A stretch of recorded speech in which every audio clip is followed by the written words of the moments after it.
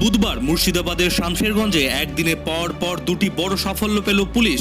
দুলিয়ান ফেরিঘাট এলাকায় অভিযান চালিয়ে ৭৫,০০০ টাকার জাল নোট সহ মালদার এক যুবককে গ্রেপ্তার করা হয়েছে। উদ্ধার হয়েছে ৫০০ টাকার ১৫০টি জাল নোট। অন্যদিকে হিজলতলায় পৃথক অভিযানে ৯৫টি চোরাই মোবাইল, যার মধ্যে ২৪টি আইফোন উদ্ধার করে আরও একজনকে গ্রেপ্তার করা হয়েছে। ধৃতদের জঙ্গিপুর আদালতে তোলা হয়েছে এবং দুটি ঘটনার তদন্ত শুরু করেছে শামশেরগঞ্জ থানার police. Bureau report, Bangla news. মানে আমাদের কাছে গতকাল বিকালে দুটো ইনফরমেশন আছে আমাদের থানা যে বড়বাবুর কাছে। একটা হচ্ছে যে ভাদো যে ফেরিঘাট আছে সেখানে শোনা যায় যে একটা লোক মানে প্রচুর জাল নোট নিয়ে বৈষ্ণবনগর থেকে মানে এদিকে আসছে আর কি। তখন আমাদের বড়বাবু টিম পাঠায়, তখন ওখানে গিয়ে রেড করে আনিসুর নামে একজনকে অ্যারেস্ট করা হয়।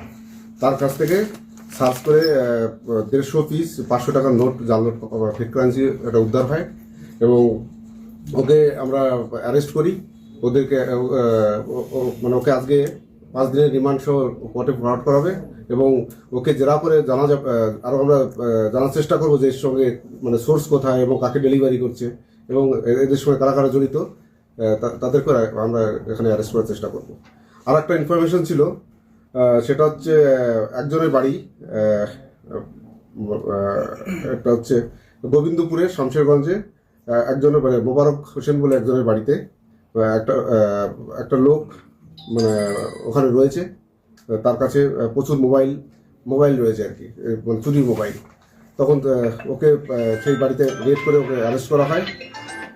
অ্যারেস্ট করার পর ওর কাছ থেকে ৯৫টা মোবাইল, বিভিন্ন দামের মোবাইল আছে, মানে আইফোনও রয়েছে এর মধ্যে, এটা রিকভারি করা হয়। এর আনুমানিক মূল্য প্রায় ৩০ লাখ টাকা হবে, আমরা যেটা মানে হিসাব করে পাচ্ছি।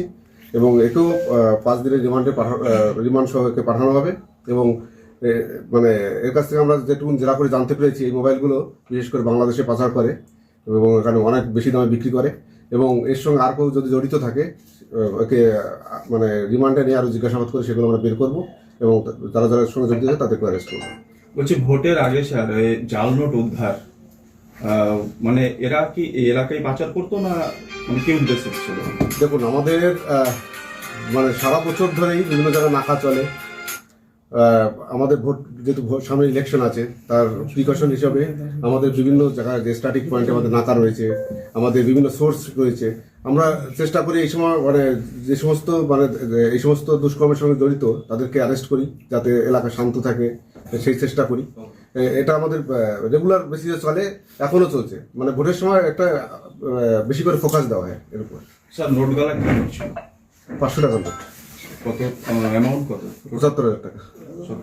75 ওই ধৃতর বয়স কিরকম হবে?